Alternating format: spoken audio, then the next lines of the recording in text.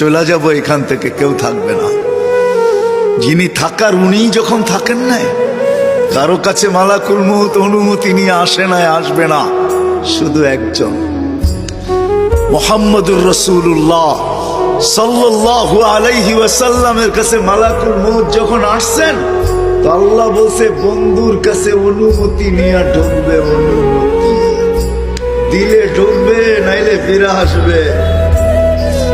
বন্ধু আমার, খবরদার অনুমতি ছাড়া যায় গর্জায় ঢুকা যাবে না। আমাদের কারো কাছে অনুমতি নিয়ে আসবে না, ওনার কাছে অনুমতি নিয়ে গেছেন।